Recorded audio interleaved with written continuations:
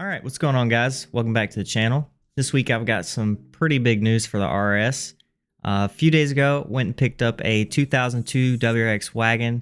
I've been searching all over the place for months now trying to find the perfect car for this, and I was actually able to get a pretty good deal on it. So you might be asking yourself why I wouldn't just buy a motor if I was planning on swapping the RS. You can find EJ205s, especially JDM ones, on eBay. They're usually between $1,000 and $1,500. But the main reason behind having a donor car is simply how much easier it makes to swap. So to dumb it down, the entire drivetrain of the Bug-Eye will bolt right into the RS with very little modification. So I would literally just pull, the front cradle, engine, transmission, drive shaft, rear end, axles, pretty much the entire underside of the car would come out of this WRX and bolt right into the RS. So I haven't decided just yet if I'll be swapping everything over, considering that this WRX has 240,000 miles on it. However, the main reason I decided to buy it was because it does have a JDM EJ205 in it.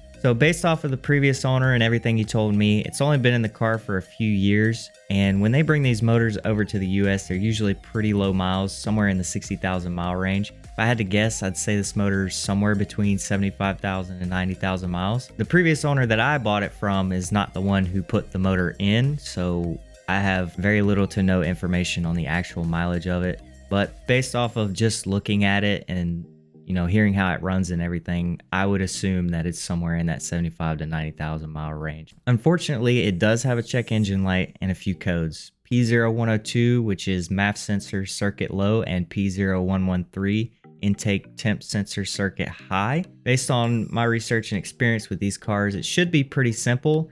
Usually these codes always come up together, and it has something to do with airflow usually. So with that being said, right now the main issue with this car is that it has a catless open downpipe. I believe it's a 3-inch downpipe.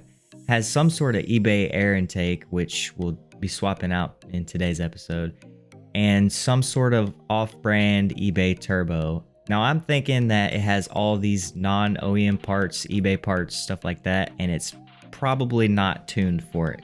I did check the access port because it did come with an access port, and it looks like it's on the Cobb Stage 1 tune, which is not good at all.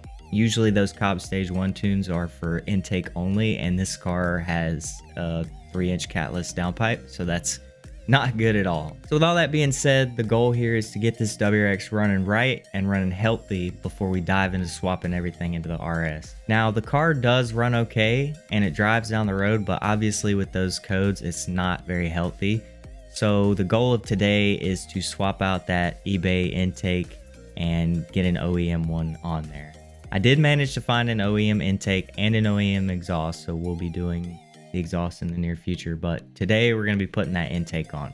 So one thing I noticed with this eBay intake is that the MAF is unplugged, and when you start the car will run. It won't run very good, but it will run.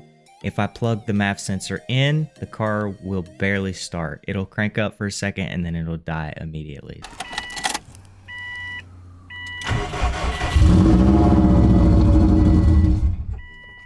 Let's get this OEM intake on and see what kind of difference that makes. Okay, now with the OEM intake on and the MAF plugged in, the car will start and run. So one step closer to having this thing a little bit better. Obviously it sounds terrible with that open downpipe, but like I said before, we do have a stock catback, so that won't be a problem for much longer. Today's goal was to swap out the intake, clear the codes just to see how it reacts. After I did that, the car now idles somewhat okay with the MAF plugged in, whereas before with the eBay intake, the car wouldn't even start and run at all. So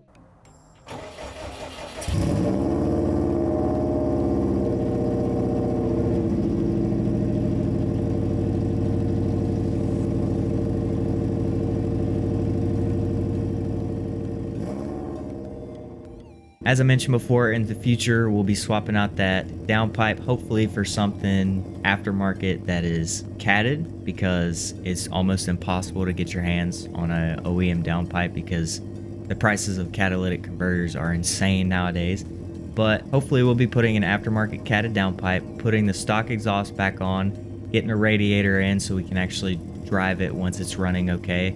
And then hopefully swapping out that no-name turbo for a TD04 or something closer to what the car actually came with. As I said before, the goal here is to get this car running as perfect as we possibly can, get it as stock as we possibly can, and make sure that the car runs and drives and there's no issues or anything like that before we pull the motor out and pull all the other parts that we need and put it into the RS. So that's pretty much it for this week's video.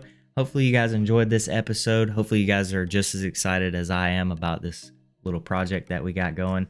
I know the series is kind of taking a little bit of a turn. I really wasn't expecting to find a donor car this quickly. I was kind of expecting to be searching for 6, 7, 8 more months, but it kind of just popped up out of nowhere. So here we are. So hopefully you guys enjoyed this episode, and I'll see you next week.